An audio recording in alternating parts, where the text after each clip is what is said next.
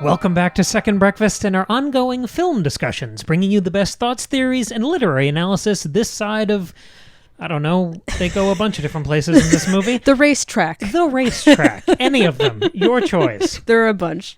So we go to see this movie the other night. F1, we like Brad Pitt. We loved Joseph Kosinski. We like Top Gun Maverick. Sure. You know, you go see a big, loud, vroom, vroom car movie. We saw it in Dolby Atmos, too. And when I tell you, listener, I actively resist doing this now. I try my best not to. I try not to do these episodes about horror movies. I know it's trite. I know it's predicted. It's expected now. But I was trying to work today. I was trying to do other, more important things. And this just started going in my head, and it was like my subconscious asked me a question, and I answered, and now we're here with a page full of notes. So F1 is a Faustus movie. I feel like this happens like once a month. It does. You're like, this is my last one, I swear, and then 3 weeks pass. The last one was for Wes Anderson's The Phoenician Scheme. I stand by that one. That was very strong. That was one of your strongest cases. I really bought that one. So this one is similar. Because there's something that I just couldn't make sense of in the movie. And I'm going to build the theory in I try to make it as clear as humanly possible. Okay. F1 is a Faust fable, and I think it's doing something interesting and irregular with that framework. Cool. Okay, let's do it. So the problem started early on. The movie opens with a contract negotiation in a laundromat. It does, doesn't it? Between Brad Pitt and Javier Bardem. Right. That's your deal with the devil scene. So who's the devil? I guess you'll get into it. Well, I mean, it's right. And you can do the character mapping at this point. I'm assuming your Faustus is Brad Pitt's character, and I'm assuming that Javier Bardem is your Mephistopheles. Exactly. Okay, cool. So that's my initial formulation. Yeah. That's what it looks like from the first scene. He's trying to ply him and sell him on this thing. He's got the plane tickets. He's filling his head with all of these possibilities and futures and money. And But, and this is again what hooked me and made this episode worth doing. This is not a new deal. When Faustus summons Mephistopheles in the original Marlowe play, they don't have a friendship. Yeah, they don't know each other. They're meeting for the first time. Of course, When he summons him, he doesn't think demons are probably real. And he's not like, oh, my old pal Mephistopheles that I used to know 30 years ago. Yeah, and he doesn't think the summoning ritual is necessarily going to work. Sure. Never mind that anyone's going to pop out and offer him a business deal. Right. But this is different, because this is not a new deal. Because Javier Bardem, we use the actors' names just because it's easier to remember if you're listening to this after I couldn't tell you a single character's name. That's perfect. It's not that kind of movie. Javier Bardem is an old friend here to Brad Pitt. They know each other. And this is not him selling him on a new premise. This is not a new idea. Brad Pitt is getting back into a familiar game at the behest of an old friend. Right. But it still kind of seems like Brad Pitt's our Faustus and Javier Bardem is our Mephistopheles. But the wrinkle that makes this compelling through the rest of the film is all of the flashbacks to Brad when we see young Brad Pitt and his early F1 career and all of his racing promise. His beautiful blonde hair. Yeah, and it's actually composited pretty well. It's pretty good. They did young Brad Pitt really well, which you have to do because everybody knows what young Brad Pitt looked like. We were there. We were all there. Exactly. Yeah. And just to recap a little, we see all of this old kind of VHS footage, even in his nightmares, of all the early promise and potential back when he was a prodigy, his superstar beginnings, and then the long winding career that took him from all of these fancy pants racetracks to being a cab driver in New York. Yeah. But even throughout the rest of the movie, because there's a constant comparison between him and the new rookie on the team, all the references are to Brad Pitt being old and kind of 30 years past his sell-by date. Yes. All these references to the 90s, him being old. And this is the fork in the road where we have to make a decision. Okay. There are two ways to interpret this. If this is the wrinkle, that they knew each other before, and that this character has a backstory, that this is his second bite at the apple. I see. It wasn't like Faustus tried to open a restaurant, it didn't work, and the devil showed up saying, would you like a new line of credit at the bank for your failing restaurant? Sure. It's a different thing. So, the first way we can interpret this thing with the backstory and him already having been a driver is that this is just sort of a slight remix of the classic old man Faustus structure of he needs a new thrill, so his evil friend swoops in and offers him a new opportunity. He's exhausted all the other options, and now the old pro just wants one more, one last job, that kind of thing. Yeah, right. But I don't think that tracks at all with the rest of this story, which is about learning the magic of teamwork and ultimately winning. Yes. None of that tracks there. Because this character he doesn't want to find a found family and be part of a team and find purpose in life. He doesn't want anything that he's getting. Right. He is, and we talked about this the entire car ride home. Not the Faustus thing that came later. It haunted me, as it usually does. We talked about how singularly obsessed this character is, Brad Pitt's character. Mm-hmm. And it's really not about the winning at all. It's about the driving. Yes. And this is where I think we have to abandon that simple, classic Faustus interpretation and move to something more interesting in the way we make sense of this pointed backstory we keep getting with young Brad Pitt. And this is my hunch. I think he made his deal with the devil back in the day when he was a prodigy. Okay. And now what we see in the movie of F1, when we meet him, I think that's basically the bill coming due. Okay. So this whole late stage F1 saga with all of the injuries and risk and drama, I think this is almost after the timeline of Marlowe's Faustus. We're basically seeing him already in hell for a long time. Interesting. Okay, so that's interesting. So what then are the terms of that original deal? Well, yeah, that's perfect. That's exactly where I was going. Because we keep talking about how he's 30 years past his, he was good in the 90s, but blah, blah, blah, blah. The terms of the original contract in Marlowe are 24 years. Interesting, yeah. So we're right about there. They throw out 90s and 30 years a lot, which was really not nice as somebody who was born in the 90s, being reminded that I'm in my 30s. Who's idolized Brad Pitt now. Yeah, so fucking rude of them. I just watched all the Ocean's movies again. He's fantastic. Anyway, sorry. To pull us back on track, because I do think that is totally fair as the immediate question of, like, define your terms, what the fuck you talking about? Yeah, right. What did he sell his soul for? Like, how do we graft this? What does it mean? Is the soul... Yes, the soul is metaphorical. Sure, but what's the payment? What did he sell it for? Yeah. And I think this is... He sold his soul for 24 years of freedom. Oh. Of talent. Him as the young prodigy, before he, gets in that game. I think the canon would be that he sold his soul for talent, being good at driving. Okay. Having this level of talent. But in the same way, you got to read the fine print with the genie, and they always try to find a way to fuck you, and you don't get what you want. Yeah. He had that horrible crash when he was young, so then he's just thrill-seeking through the rest of his life. Okay, because I was going to say, he doesn't get 24 years of fame. He gets to be famous and talented for 5 years, and then it all fucks up. Yeah, but the rest of the time is still spent driving really well in all of these different applications. True. And it's not about winning to him like we see in the end credits. It's just about the next opportunity, the next challenge, the next weird thing he can drive in a place he's never been. Sure. Okay. So this is always the lesson of Faustus stories, is that it's bad to sell your soul. Yes. And also, the guy probably sold his soul for the wrong thing. Yes. So this guy has a really good talent, but that leads him to risk constantly everything else in his life for basically nothing, because he lives in a van alone, and he's very sad, despite his AirPods Max. I loved all the stickers on them. They almost looked human. It was very nice. Yeah, so he gets 24 years of this freedom granted by the exceptional talent that I'm arguing he got from this metaphorical Faustian bargain. Okay. And that's interesting, because in this new formulation, I would argue Javier Bardem isn't really Mephistopheles anymore. Their deal would have been done. Yeah, no, there's a previous deal with a different person who would be the Mephistopheles in that case. He's basically Lucifer. Okay. I think coming back and teasing him. Okay. Knowing that this guy is very much under his thrall, and it's now fish in a barrel. If you throw a new opportunity at him of, hey, I bet you can't drive this fast in this shitbox car, I bet you can't do that there's no way he's going to resist him. Sure, okay. Because the Faustian bargain, the whole thing, the advantage that Mephistopheles takes upon Faustus is playing to his weakness, giving him what he wants. It's manipulation, it's exploitation, it's playing on your weakness, reading someone and totally gaming them, even though they think they're getting what they want.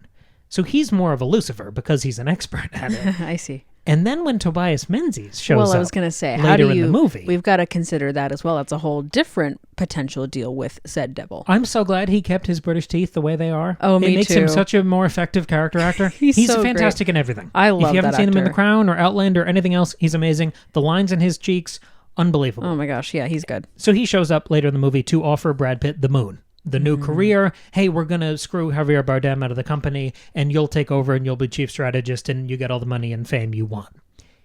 I mean, they literally do Yeah. like the Faustian Yeah, bargain that's scene. like the full, like, exactly, yeah. So the more Tobias- overt one. Tobias Menzies becomes, halfway through the movie, when he moonwalks into the film, Yeah. he becomes a more traditional Mephistopheles figure. Which I like, because I feel like all billionaires should be cast as demons. I think that's pretty great. But he's following the rule book. Mephistopheles is a lesser demon. Lucifer is more of a master at it. Right, yeah. So Mephistopheles playing to an established weakness of a guy they just have on the books now, it's very easy.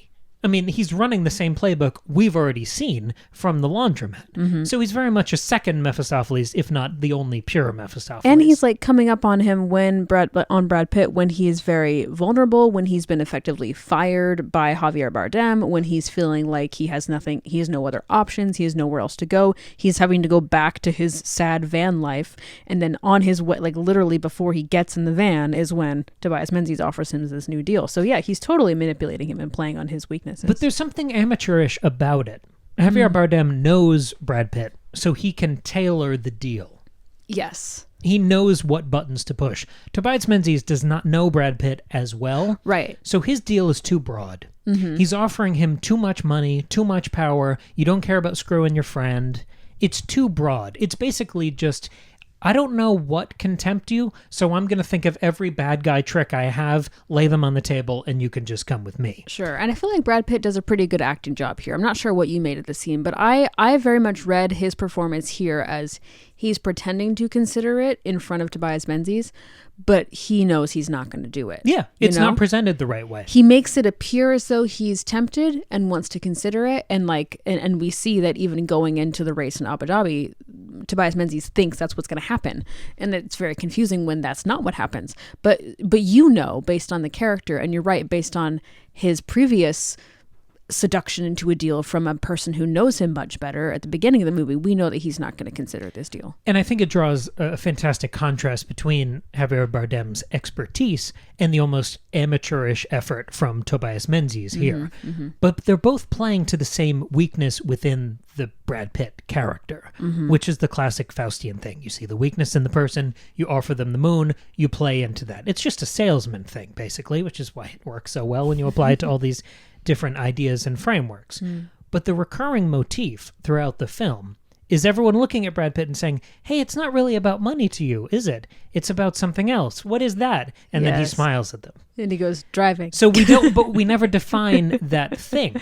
And that's interesting. I mean, as a simple tentpole summer movie, I think it's nice to not explicitly define character motivations. Sure, That's yeah. good to push the audience a little to connect the Make dots us on their think own. just a little bit harder. A shade of ambiguity. Wow, Something yeah. to chew on the ride home. That's good. Something to promote critical thought. Yeah. But it's also interesting in this Faustus context, because if I'm arguing that basically the 24 years are up and he's just circling, the racetrack is hell and he's just there forever now. The hell that he's living in, that beautiful monologue from Kerry Condon talking about this cowboy drifter existence that he has. Yeah. He's chasing that undefined thing, that X, that the deal that empowered him with all of this talent and freedom and ability, that still hasn't satiated him. Yes. Yes. That almost pushed him and enabled him to chase this other thing. Yeah, it wasn't enough. Which you see with Faustus too. After the 24 years, he doesn't feel like he's had enough time. Nope, he's unsatisfied still. He's not gotten what he wanted. Yeah. And there's a sense in the play that it's not just that he doesn't want to pay the bill, that he doesn't want to be dragged down to hell. Right. It's that there's more to see. Yes. He sold his soul for this supernatural knowledge, for the curiosity. You know, the curiosity killed the cat. Basically that. He wanted more. He Yes. wanted to know and see more, and there's still more to see in the cosmos, so he's not done. And there's that same sense here, because there's some other shitbox car in some other country that Brad Pitt still wants to drive. So he sold his soul but didn't get what he wanted. He sold his soul and he's still spending the rest of this life or afterlife chasing whatever that X, whatever that intangible thing is. And he's chasing it at the explicit expense of everything else in his life. Yes. I mean, the basics he barely has. Food, shelter, and family. Right. He's basically abandoned all three. And I really, really love, I want to kind of close here, with the end of the film.